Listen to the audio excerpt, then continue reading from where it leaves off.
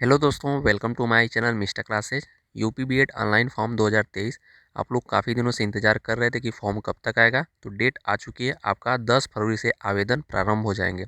तो आप लोगों के लिए जो टाइम अब नहीं बचा है, मैं आप लोगों को इस वीडियो में 15 जो डॉक्यूमेंट बताने वाला हूँ, वो आपके ऑनलाइन आवेदन करते समय वो डॉक्यूमेंट लगते हैं। तो आप लोगों के पास टाइम नहीं बचा है, आप लोग अभी बनवा लीजिए, नहीं तो बाद में आप लोगों को पछताना पड़ेगा।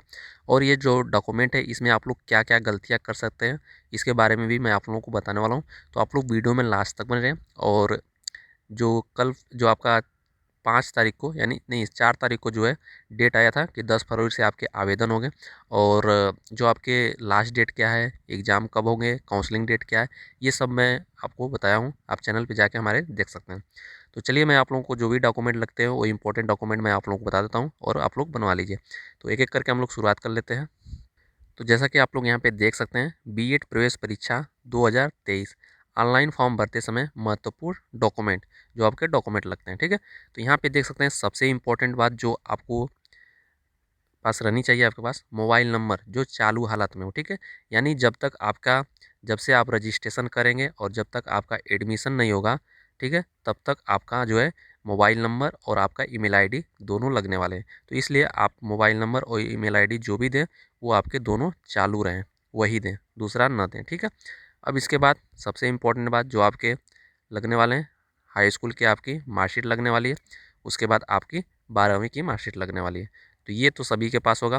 फिर उसके बाद जो आपका अगला है, अगली आपका जो डॉक्यूमेंट है, ये क्या रहना चाहिए, यूजी, ठीक है, यानी अंडर ग्रेजुएट में जैसे बीए किए हों आप, या बीएससी किए हों, या जो भी आप किए हों, वो आपका लगने वाला है। और यहाँ पे सबसे इम्पोर्टेंट बात है, वही लोग छात्र फॉर्म भर पाएंगे। जैसे मान लीजिए जिन्होंने यूजी किया है, तो यूजी में कम से कम आपके 50% होना चाहिए। अब यहाँ पे जैसे यूआर हुआ, जनरल कैटेगरी, ओबीसी हुआ, फिर उसके बाद ईडब्ल्यूएस हुआ, ठीक है।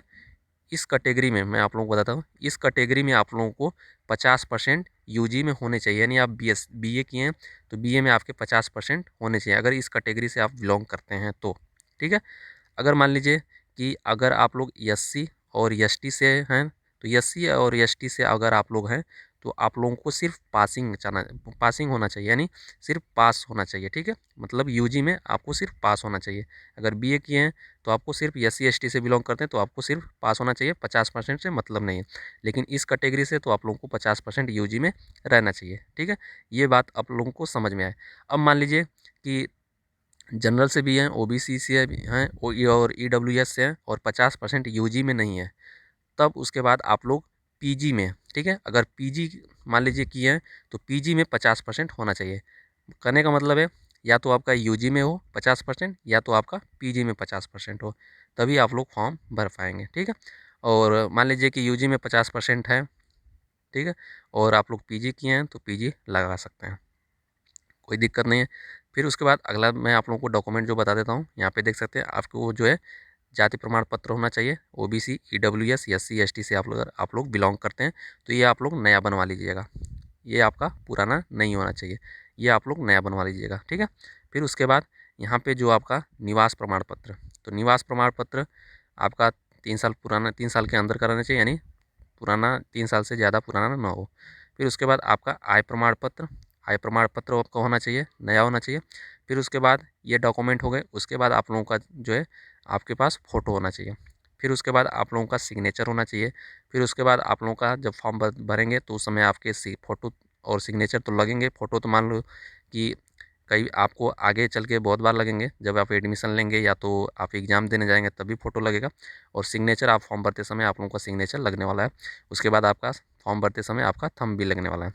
फिर उसके बाद अगर आपके पास वेटेज सर्टिफिकेट है, जैसे किसी खेल से संबंधित आपकी सर्टिफिकेट है, या एनसीसी किए हैं, या स्काउट गाइड किए हैं, तो ये आप लोग वेटेज सर्टिफिकेट लगा सकते हैं, जो भर सकते हैं, जिसमें आप लोगों को जो भी कोर्स इसमें से कोई भी किए हो, तो आपको नंबर दिया जाता है, ठीक है। अब उसके बाद अगर आप लोग विकलांग हैं और आपके पास सर्टिफिकेट है, तो आप लोग लगा सकते हैं, ठीक है। तो ये आपके पास होगा तभी, मतलब कि जिनके पास होगा वही लगा सकते हैं। तो ये आप लोगों के सारे जो डॉक्यूमेंट हैं आप लोगों के रहने चाहिए, ठीक है। तो जैसा कि ये आप लोगों ने डॉक्यूमेंट देखा, इसको आप लोग नोट कर लीजिएगा, और इसमें से आपके जो भी नहीं कंप्लीट हो गए वो आप लोग बनवा लीजिएगा।